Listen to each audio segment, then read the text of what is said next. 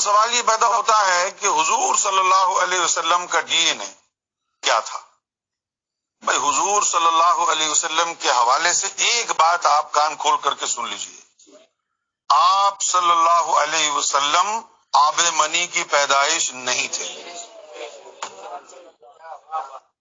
بلکہ جبریل امی نے سدرۃ المنتہا سے شجرہ نور کا ایک بیج توڑا اور اس کو سفید ایک لکوڈ میں اس کو توڑ کے مکس کیا اور وہ بی بی آمنہ کو پلایا اور اس سے آپ حاملہ ہوئیں.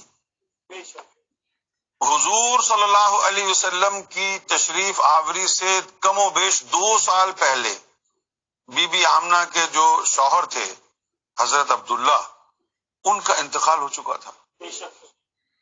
یعنی میڈیکلی سائنٹیفکلی یہ ممکن نہیں ہے کہ کوئی بچہ 2 سال تک ماں کے پیٹ میں پرورش پاتا رہے. لیکن حضور صلی اللہ علیہ وسلم کی جو تشریف آوری ہوئی ہے وہ حضرت عبداللہ کے انتقال کے 2 سال بعد ہوئی ہے، جس سے یہ ثابت ہوتا ہے کہ حضور نبی کریم صلی اللہ علیہ وسلم حضرت عبداللہ کے بیٹے نہیں ہیں. قرآن مجید کیا کہتا ہے؟ ما کان محمدن.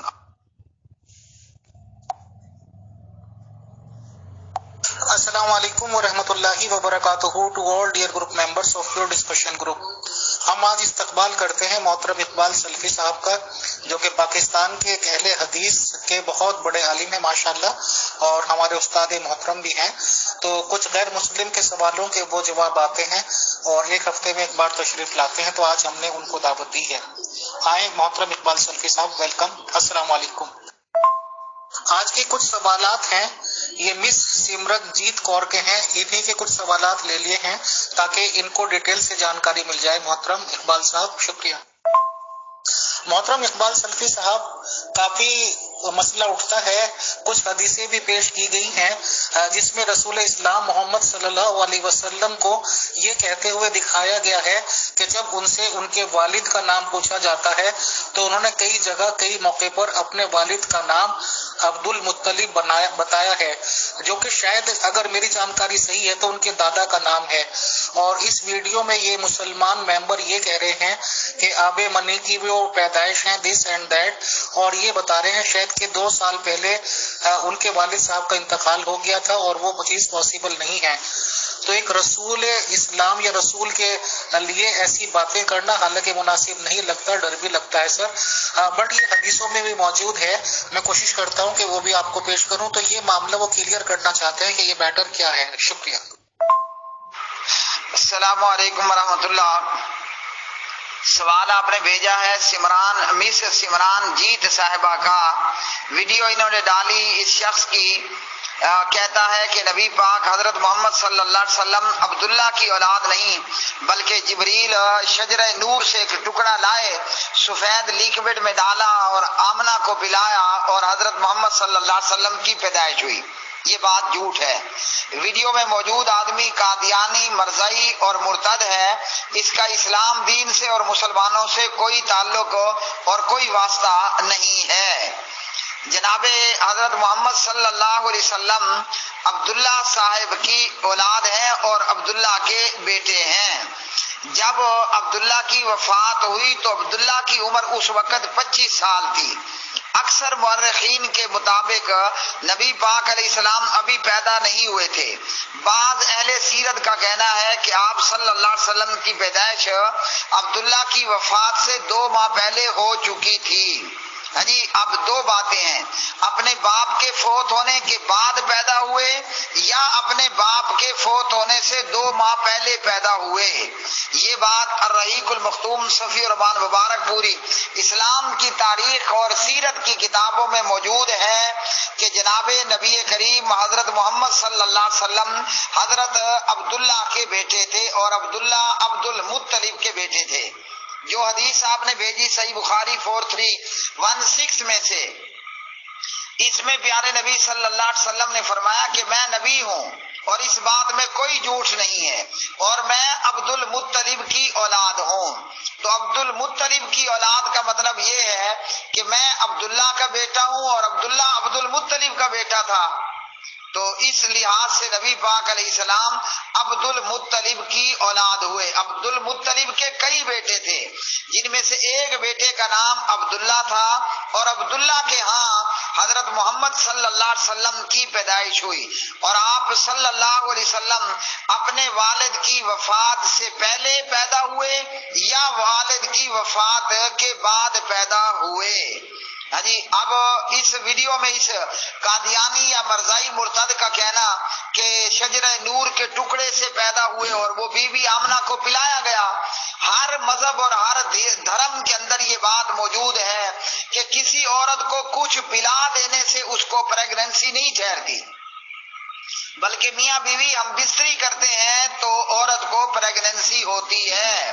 نہ کسی دنیا کی میڈیکل سائنس میں ہے کہ آپ کسی عورت کو اس کے منہ کے راستے سے کچھ پلائیں اور عورت پریگننٹ ہو جائے، ایسا دنیا کی کسی بھی اولڈ یا نیو میڈیکل سائنس کے اندر بھی یہ بات موجود نہیں ہے۔ قرآن مجید نے ہمیں کیا بتایا؟ قرآن مجید سورۃ الطارق میں پارہ نمبر 30 کے اندر اللہ تعالیٰ نے فرمایا خلق من ماء دافق، انسان کو اچھلتے ہوئے پانی سے پیدا کیا گیا، یخرج من بین الصلب والترائب، جو پیٹھ اور سینے کے درمیان سے نکلتا ہے۔ تو ہر آدم زاد، وہ چاہے مسلمان ہے یا غیر مسلم، وہ پیغمبر نبی رسول ہیں یا کہ وہ امتی ہیں، اللہ نے ساری اولاد آدم کو آب منی سے پیدا کیا ہے، جو منی باپ کی پیٹھ میں سے اور ماں کی چھاتی میں سے نکلتی ہے۔ تو پیارے نبی علیہ السلام بھی منی سے پیدا ہوئے، اور یہ منی عبداللہ صاحب کی تھی اور بی بی آمنہ صاحبہ کی تھی۔ محترم اقبال سلفی صاحب، مذہب اسلام سے جب سوالات کیے جاتے ہیں عالم لوگوں سے تو وہ یہ بتاتے ہیں، اور قرآن شریف سے بھی ثابت کر دیا گیا تھا کہ اگر ہم گود بھی لیں کسی بیٹے کو تو وہ بھی ہمارا بیٹا نہیں بن جاتا، حالانکہ اس پہ پھر ڈسپیوٹس ہوتے ہیں کہ وہ شادی کے بعد یا بیٹے کی بیوی سے علیحدگی کے بعد ایسی باتیں کہی گئیں۔ تو جب یہ بالکل کلیئر ہے کہ اگر آدمی کوئی یا فیملی گود بھی لیتی ہے کسی بچے کو تو اس کے ساتھ بھی اس کے اصل باپ کا نام لکھوانا ہے، اور تاکہ جو بھی معلوم ہے آپ کو اپنا نام نہیں لکھوا سکتے۔ جب اتنی پابندی ہے تو حضور محمد صلی اللہ علیہ وسلم کیوں کر اپنے والد کا انٹروڈکشن مطلب کے نام سے کرواتے تھے سر؟ اور اگر مان لیا کہ عبداللہ صاحب ہی کے بیٹے ہیں رسول اسلام صاحب، تو اس طرح کی کوئی حدیث یا کیا ایسا پروف پیش کیا جا سکتا ہے مسلمانوں کی طرف سے کہ اسے یہ ثابت ہوتا ہو کہ حضور محمد صلی اللہ علیہ وسلم نے یہ بتایا ہے کہ وہ عبداللہ صاحب کے بیٹے تھے؟ تو اس ریگارڈنگ ہم کہاں لکھا ہوا دیکھ سکتے ہیں؟ محترم بتائیں کہ مسلمان لوگ اس بات کو کہاں سے ثابت کریں گے؟ شکریہ، جزاک اللہ۔ السلام علیکم ورحمۃ اللہ۔ سوال یہ ہے کہ جب اسلام میں یہ پابندی ہے بندہ اپنے غیر باپ کی طرف اپنی نسبت نہیں کر سکتا، تو حضرت محمد صلی اللہ علیہ وسلم اپنا انٹروڈکشن عبداللہ صاحب کی بجائے جناب حضرت عبد المطلب کی طرف کیوں کراتے؟ سب سے پہلی بات تو یہ ہے کہ جس صحیح بخاری کی جس حدیث کا حوالہ دیا گیا اس میں آپ صلی اللہ علیہ وسلم نے فرمایا میں عبد المطلب کی اولاد ہوں۔ جیسے کوئی شخص کہتا ہے کہ میں راجپوتوں کی اولاد ہوں، یا اسی طرح کوئی شخص کہتا ہے اپنی قوم کا نام لے کر کہ میں فلانی قوم کی اولاد ہوں، تو اس کا یہ مطلب نہیں ہوتا کہ وہ ایک سے زیادہ لوگوں کی اولاد ہے۔ اسی طرح جب نبی پاک علیہ الصلوۃ والسلام نے فرمایا کہ میں ابن عبد المطلب ہوں، تو اس ابن عبد المطلب کا یہ معنی بنتا ہے کہ میں عبد المطلب کی اولاد میں سے ہوں۔ آپ صلی اللہ علیہ وسلم کے والد محترم جناب حضرت عبداللہ صاحب ہیں، اور عبداللہ صاحب کے والد محترم جناب حضرت عبد المطلب صاحب ہیں، تو انا ابن عبد المطلب کا یہ مطلب ہے اور یہ معنی ہے کہ میں عبداللہ کی اولاد ہوں، یعنی عبداللہ پھر آگے عبد المطلب کی اولاد ہے. تو عبد المطلب جو کہ آپ صلی اللہ علیہ وسلم کے دادا ہیں، تو آنا ابن عبد المطلب، آنا ابن عبد المطلب، اس کا مطلب یہ ہے کہ میں عبداللہ کی اولاد ہوں، کیونکہ آپ کے والد عبداللہ ابن عبد المطلب تھے، عبد المطلب کے بیٹے تھے. ویڈیو میں موجود یہ شخص یونس گور شاہی، تو گور شاہی جس نے نبوت کا یا اس طرح کے دیگر قسم کے دعوے کیے، اس کا اسلام دین سے کوئی تعلق نہیں ہے.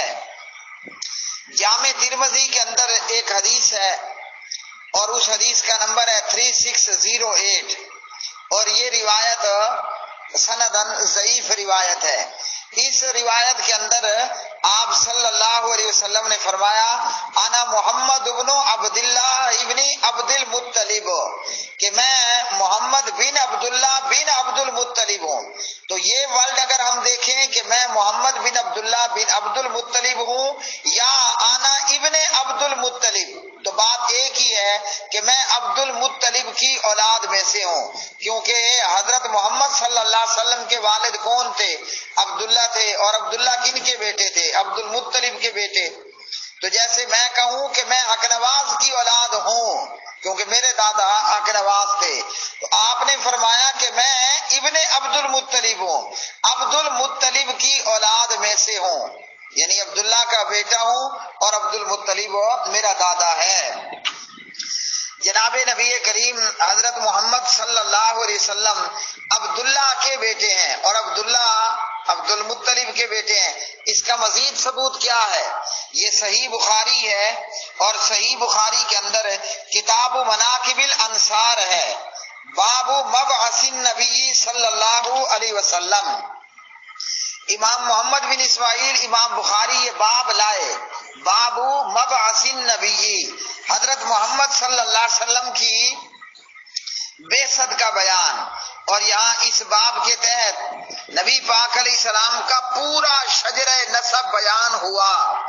محمد بن عبداللہ بن عبد المطلب بن ہاشم بن عبد مناف بن قصی بن کلاب بن مرہ بن کعب بن لؤی بن غالب بن فہر بن مالک بن نضر بن کنانہ بن خزیمہ بن مدرکہ بن الیاس بن مدر بن نزار بن معد بن عدنان.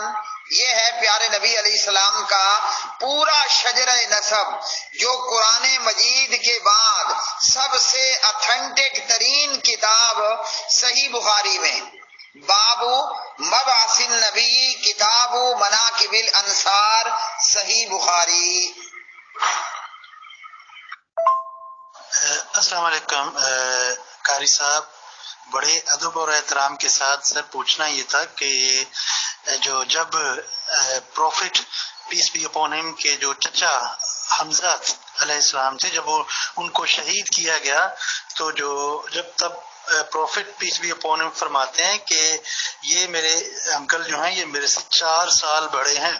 تو روایات میں آتا ہے کہ جب جو پروفٹ کے والد جو ہے نا، وہ ان کی جب شادی ہوئی تھی تو وہ تقریباً 2 مہینے یا 6 مہینے کے بعد جو ہے نا وہ ٹور پہ گئے تھے، بزنس ٹور پہ، کیونکہ اس وقت جاتے تھے بزنس ٹور پہ، تو واپسی پہ آتے ہوئے ان کا انتقال ہو گیا تھا سر. تو یعنی کہ اگر وہ 4 سال کہہ رہے ہیں تو پھر 6 مہینے تو پھر نہیں، وہ بات گڑبڑ ہو جائے گی نا سر، تو پھر وہ نہیں بنتا نا. تو کم از کم بچے کو تو 9 مہینے چاہیے نا سر، تو وہ تو پھر زیادہ عرصہ ہو جاتا ہے سر. ذرا یہ کلیئر کر دیجیے گا، بڑی مہربانی سر. باقی آپ نے کہا کہ یہ ضعیف حدیث ہے سر، تو سر دیکھیے آپ یعنی کہ ایک وہ کیا کہتے ہیں کہ ضعیف حدیث پیش کر رہے ہیں، تو اگر کوئی دوسرا کہے گا تو ضعیف کہہ کے آپ اس کو یعنی کہ منع کر دیتے ہیں. تو صحیح بخاری کی حدیث میں یہ ایسی بات نہیں ہے، وہاں پر تو عبد المطلب کا نام لکھا ہوا ہے. تو ٹھیک ہے، تو یہ بھی ایک ہے نا سر کہ وہ بت پرست تھے سر عبد المطلب صاحب. اگر کوئی بات میری بری لگے تو سوری، اگر کوئی منہ سے ایسی بات نکل جائے، میں ان کی عزت کرتا ہوں سر، اس کے لیے میں پہلے سوری کرتا ہوں. قاری صاحب یہ سر آپ نے کہا کہ 4 سال بڑے، آپ میں یہ ٹھیک سمجھا ہوں سر 4 سال بڑے تھے؟ تو یعنی کہ وہ ان کے انتقال تو ان کے والد محترم کا انتقال تو 6 مہینے میں ہو گیا تھا نا سر، تو 4 سال نہیں، تھوڑا حساب کتاب غلط نہیں ہو جاتا سر؟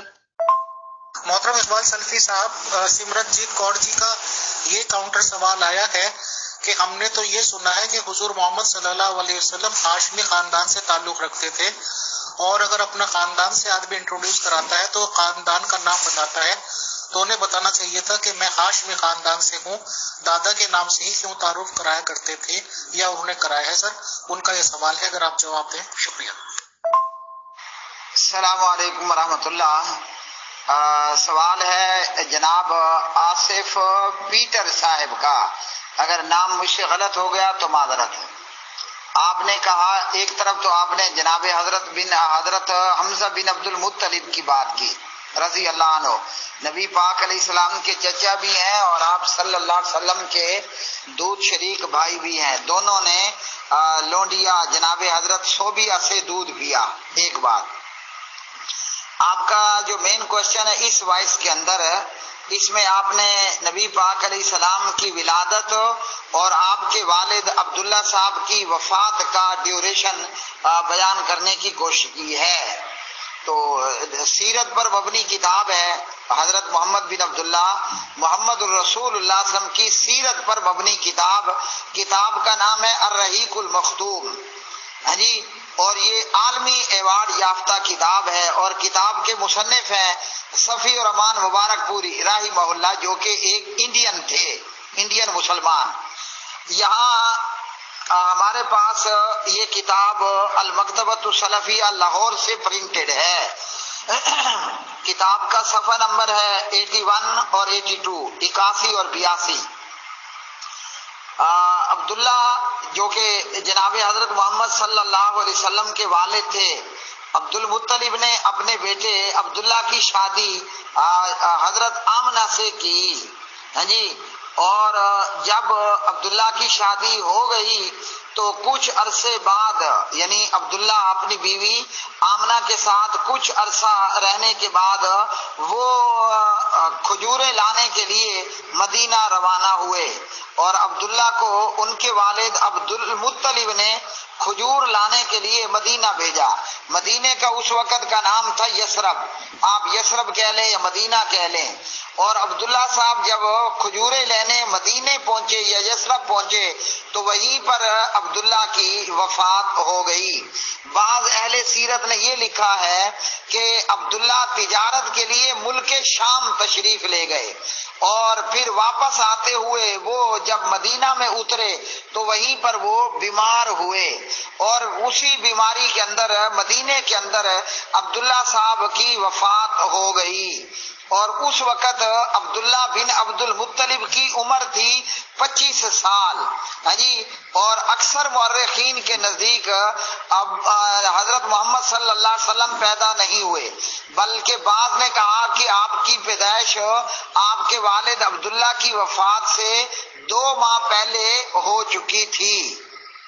اب جس پوائنٹ کا آپ ذکر کر رہے ہیں آصف پیٹر صاحب کہ یہ 9 ماہ کا عرصہ پورا نہیں ہوتا وغیرہ، ایسی کوئی بھی بات نہیں ہے کہ جس سے یہ معلوم ہو کہ عبداللہ صاحب کوئی 2 سال یا 3 سال یا سال سے پہلے وہاں پر رہے، شادی ہوئی، اپنی بیوی آمنہ کے ساتھ رہے، کچھ عرصہ بعد ان کو ان کے والد عبد المطلب نے مدینے بھیجا، یا وہ ملک شام تجارت کے لیے گئے اور ان کی مدینے میں وفات ہوئی، تو پیچھے جناب نبی کریم حضرت محمد صلی اللہ علیہ وسلم کی پیدائش ہوئی۔ السلام علیکم ورحمۃ اللہ۔ آصف پیٹر صاحب، آپ کی کوئی بھی بات بری نہیں لگی، آپ بالکل بے چنتت ہو کر سوال کریں، ہاں جی، اور آپ کی نیت کا دار و مدار وہ آپ کے ساتھ ہے، ہم آپ کی کسی بات کا برا نہیں منانے والے۔ جہاں تک آپ نے کہا کہ یہ جو میں نے روایت پیش کی یہ ضعیف ہے، تو ضعیف کا بھی ساتھ بتا دیا، یہی بات دیگر احادیث کے اندر بھی موجود ہے جو اس حدیث کے اندر موجود ہے۔ مثال کے طور پر یہ جامع ترمذی ابواب المناقب عن رسول اللہ صلی اللہ علیہ وسلم باب ما جاء فی فضل النبی صلی اللہ علیہ وسلم، اس حدیث کے اندر جو کہ میں نے آپ کو جامع ترمذی 3608 نمبر کے حوالے سے بتائی، اس حدیث کے اندر دو مضمون ہیں. ایک تو یہ بات موجود ہے کہ آنا محمد بن عبداللہ بن عبد المطلب، یہی بات صحیح بخاری باب مبعث النبی میں امام بخاری نے ذکر کی. اس حدیث کے اندر دوسرا مضمون یہ ہے کہ آپ صلی اللہ علیہ وسلم کو اللہ تعالیٰ نے عجم کی بجائے عرب میں پیدا کیا اور عرب کے بہترین قبیلے قریش کے اندر پیدا کیا. یہی بات صحیح مسلم 3605 نمبر پر، یہی بات جامع ترمذی میں 3605 پر ہے اور صحیح مسلم میں 2276 نمبر کی حدیث کے اندر بھی موجود ہے. السلام علیکم ورحمۃ اللہ. آصف پیٹر صاحب، آپ اصل میں آپ کو خود کنفیوژن یہ ہو رہی ہے کہ آپ حمزہ بن عبد المطلب اور عبداللہ صاحب کی پیدائش کو مکس کر رہے ہیں یا ملا رہے ہیں. تو گزارش یہ ہے کہ حمزہ بن عبد المطلب اور محمد بن عبداللہ، ہاں جی، یہ دونوں آپس میں ایک ماں کی اولاد یا سگے بھائی نہیں تھے. حمزہ چچا ہے اور محمد بھتیجے ہیں. ہاں، دودھ شریکی کے حوالے سے حمزہ اور عبداللہ رضی اللہ تعالیٰ عنہما و صلی اللہ علیہ وسلم وہ دونوں آپس میں بھائی ہیں. ورنہ حمزہ جو ہے وہ عبد المطلب کا بیٹا ہے اور محمد جو ہے وہ عبداللہ کا بیٹا ہے. تو حمزہ اور جناب حضرت محمد صلی اللہ علیہ وسلم کا رشتہ چچے اور بھتیجے کا رشتہ ہے. السلام علیکم ورحمۃ اللہ. آصف پیٹر صاحب، سوال آپ نے کہا کہ عبد المطلب صاحب بت پرست تھے. بالکل بت پرست تھے. صرف عبد المطلب ہی نہیں، اہل مکہ سب کے سب بت پرست تھے، چند ایک آدمیوں کے سوا وہ آدمی ایک سے لے کر 3 کی گنتی تک تقریباً. تو چند ایک کے سوا اہل مکہ سب کے سب بت پرست تھے. قریشی بھی، ہاشمی بھی اور مکہ کے اور عرب کے دیگر قبائل وہ سب بت پرست تھے. ان کے بتوں میں لات بھی تھا، منات بھی تھا اور اس طرح دیگر بھی اور بہت سارے بت تھے. بلکہ انہوں نے اللہ کے گھر بیت اللہ کے اندر 360 بت لگا رکھے تھے. آپ صلی اللہ علیہ وسلم کا خاندان وہ بت پوجا کرنے والا خاندان تھا. اس لیے جب حضرت محمد صلی اللہ علیہ وسلم نے اپنے خاندان، اپنی بستی، اپنی قوم، اپنے اہل علاقہ کو یہ دعوت دی کہ قولوا لا الہ الا اللہ، تو آپ کا خاندان ابھی اور آپ کے اہل علاقہ بھی آپ کی جان کے دشمن ہوئے. مگر ان دشمنوں کے اندر اللہ نے کلمہ پڑھنے والے بھی پیدا کیے اور آپ کی قوم قریش اور ہاشمیوں میں سے اور اہل عرب اور اہل علاقہ میں سے سینکڑوں لوگ اسلام بھی لے آئے، ایمان بھی لے آئے. اور جب حضرت محمد صلی اللہ علیہ وسلم نے مکہ فتح فرما لیا تو پھر مکہ سے اور عرب سے بت پرستی کا خاتمہ کر دیا گیا. میں نے 4 سال بڑے نہیں کہا، جو آپ نے پوائنٹ ذکر کیے نا میں ان کو نوٹ کرتا ہوں. ہاں جی، میرے پاس میرے بچے کاغذ قلم نہیں رہنے دیتے، تو جو بھی میں نے نوٹ کرنا ہوتا ہے وہ آپ کی جو گفتگو سی اس میں سے پوائنٹ نوٹ کر رہا تھا، میں یہ نہیں کہہ رہا.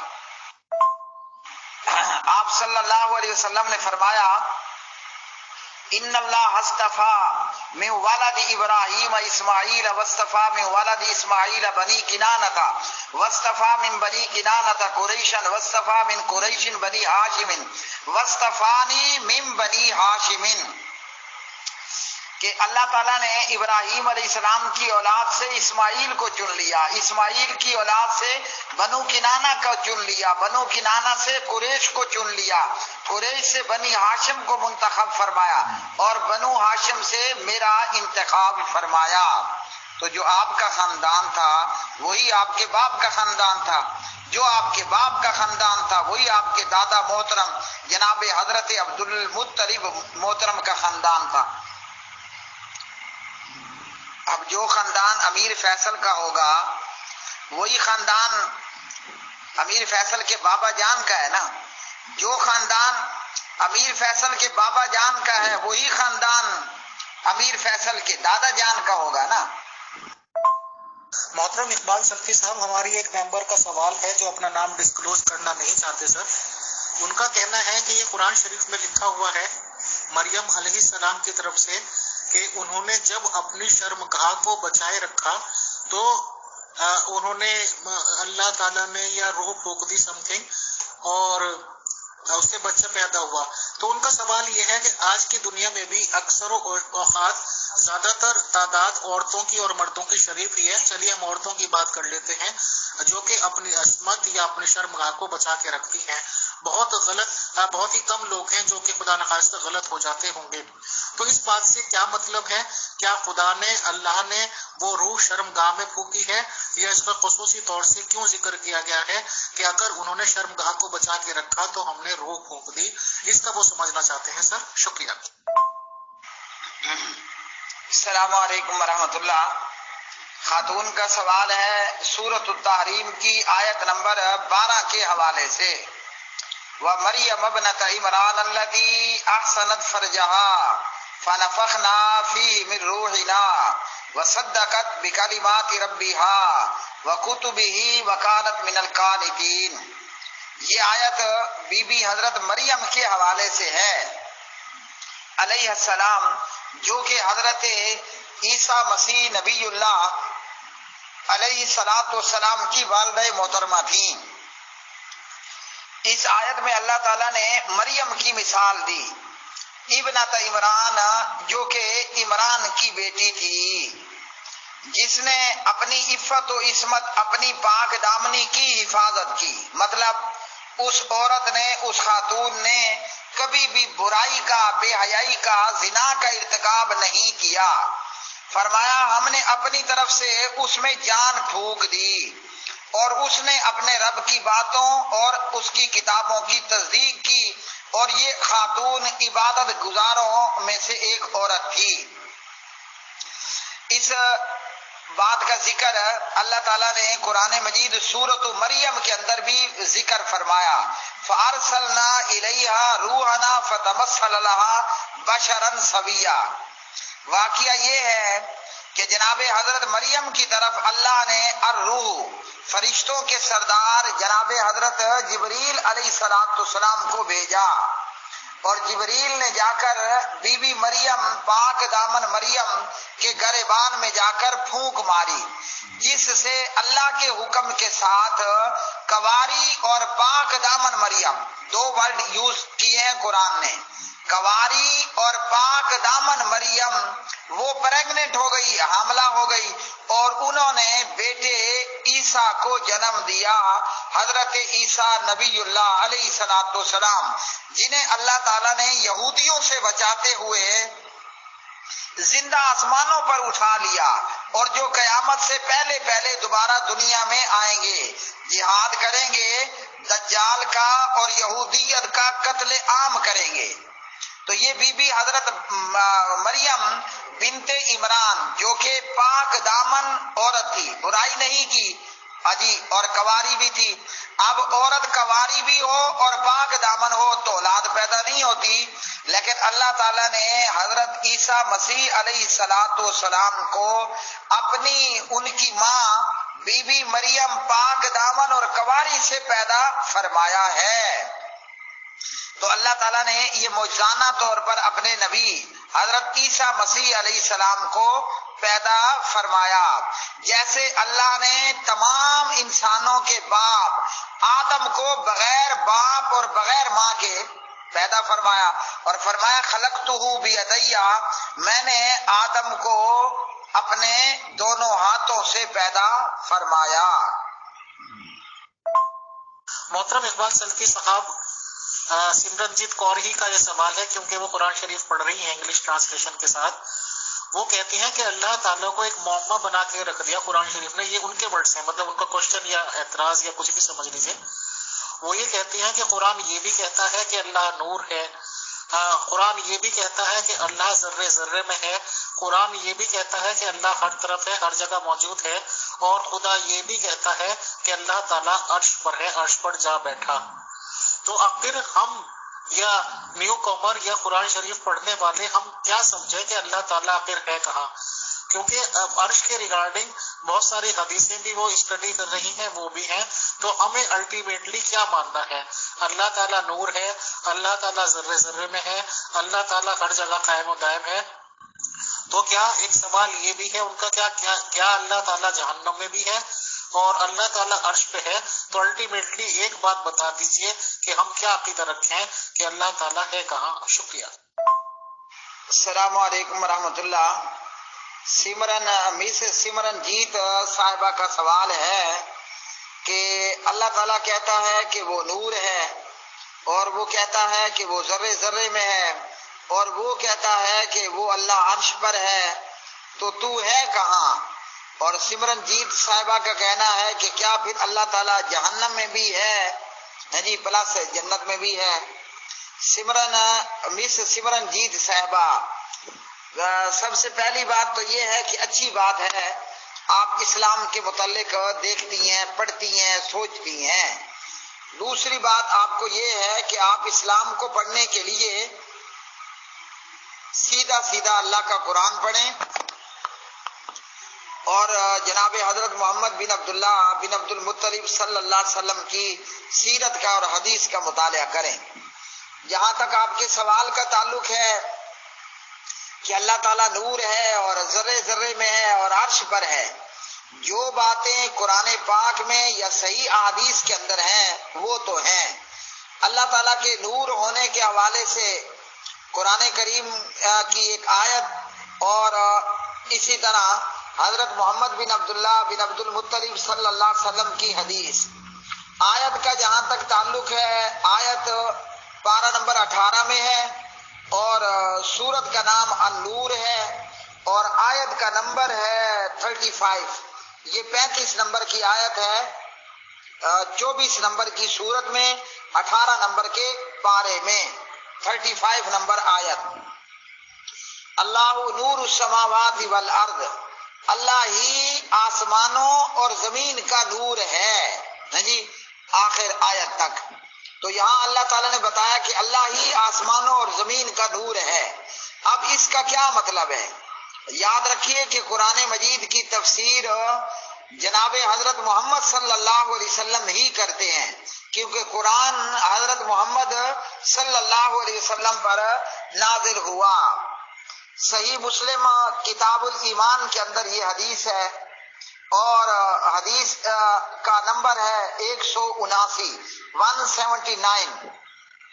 جو بھی حدیث نمبر آپ کو میں بتاؤں وہ آپ اپنے موبائل کے اندر اسلام 360 اسلام 360 اس اپلیکیشن کو گوگل پلے اسٹور سے آپ ڈاؤن لوڈ کریں اور یہ حدیث نمبر وہاں آپ تلاش کریں. صحیح مسلم میں 179 اور کتاب الایمان ہے. حضرت ابو موسیٰ رضی اللہ تعالیٰ عنہ اس حدیث کے راوی ہیں. نبی پاک علیہ الصلوۃ والسلام نے کھڑے ہو کر آپ نے اپنے صحابہ میں 5 باتوں کو ذکر فرمایا. ان اللہ عز وجل، اللہ ذوالجلال والاکرام، لا ینام، وہ رب سوتا نہیں ہے جی کہ اللہ تعالیٰ نیند کرنے سے اور سونے سے جو ہے وہ پاک ہے اور سونا اللہ کے لائق نہیں. سونے سے مراد نیند کرنا، یہ اللہ کے لائق نہیں ہے. اور فرمایا کہ اللہ ہی ترازو کو نیچا کرتا ہے اور اونچا کرتا ہے. رات کا عمل دن کے عمل سے پہلے اور دن کا عمل رات کے عمل سے پہلے اللہ کی طرف اوپر کو اٹھایا جاتا ہے. اور فرمایا کہ اللہ کا حجاب جو ہے وہ نور ہے، اگر وہ اسے ہٹا دے تو اللہ کے چہرے کی شعائیں اس کی مخلوق میں سے ہر اس چیز کو جلا دیں جہاں تک اس کی یعنی اللہ تعالیٰ کی نگاہ پہنچتی ہے. حدیث کے عربی متن کے الفاظ یہ ہیں حجاب النور جی اس کے چہرے کا جو حجاب ہے، آگے جو پردہ ہے، حجاب کا مطلب پردہ، اس کا جو حجاب ہے وہ نور ہے. تو نور سے مراد جو ہے وہ روشنی ہے. تو اللہ وحدہ لا شریک جی آسمانوں اور زمین میں جو بھی روشنی ہے اور جو بھی روشن ہے تو وہ اللہ ہی کے نور سے روشن ہے. یعنی اللہ نہ ہو تو کچھ بھی نہ ہو، اور اللہ نہ چاہے تو کچھ بھی نہ ہونے والا ہے. جہاں تک اللہ ذرے ذرے میں اور عرش پر ہے، تو اللہ تعالیٰ بھی اس کی بھی باقاعدہ ذات ہے. یعنی اللہ ایشور کسی ایسی چیز کا نام نہیں کہ وہ صرف خیال ہو، صرف وہم ہو. اللہ اور مس سمرن جیت صاحبہ صرف وہم ہو. اللہ تعالیٰ کی بھی باقاعدہ ایک ذات ہے. ہاں جی، اور وہ ذات کہاں پر ہے؟ قرآن مجید نے سورۃ طٰہٰ ما انزلنا، یہ پارہ نمبر 16 میں، سورت کا نام سورۃ طٰہٰ، 16 نمبر کا پارہ. الرحمن علی العرش استویٰ، اللہ رحمان عرش پر مستوی ہوا. اب اللہ کا عرش کہاں پر ہے؟ عرش کو آپ لے لیں تخت کے معنوں میں، تو اللہ تعالیٰ کا عرش یہ تخت کہاں پر ہے؟ فوق سبع سماوات، 7 آسمان ہیں اور ان سے اوپر اللہ کا عرش ہے، اور اللہ اپنے عرش پر مستوی ہے. مستوی جیسے اس کی شان کے لائق ہے. مستوی کا معنی ہے اللہ اپنے عرش پر استوا، بلند ہوا، مستوی ہوا جیسے اس کی شان کے لائق ہے.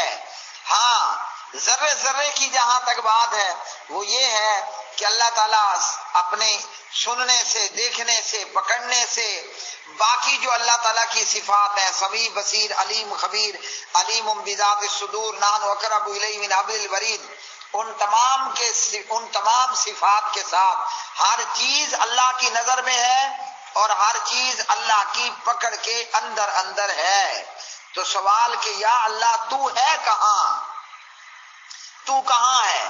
تو اللہ عرش پر ہے، اور اللہ تعالیٰ اپنے سمیع اور بصیر ہونے کے حوالے سے 2 ہیں تو تیسرا اللہ ہے، 3 ہے تو چوتھا اللہ ہے، 5 ہے تو چھٹا اللہ ہے.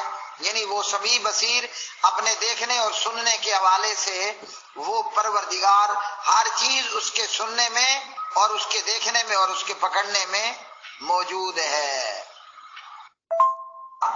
جہاں تک آپ کا یہ کہنا کہ اللہ تعالیٰ کو ایک، اور مس سمرن جیت صاحبہ جہاں تک آپ کا یہ کہنا کہ اللہ تعالیٰ کو ایک معمہ بنا کر رکھ دیا، ایسا ہرگز نہیں ہے.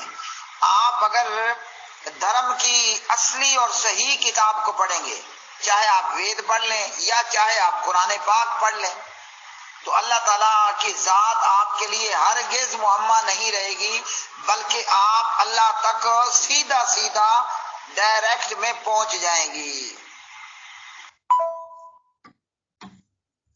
بہت بہت شکریہ، بہت جزاک اللہ محترم اقبال سلفی صاحب. اب کچھ ممبرس ایسے بھی ہیں جو انشاءاللہ آپ سے براہ راست بات کرنا چاہیں گے دوران گفتگو، تو انشاءاللہ نیکسٹ سیشن میں پھر ملاقات ہوتی ہے. آپ کے تشریف آوری کے لیے بہت شکریہ، بہت جزاک اللہ سر. تھینک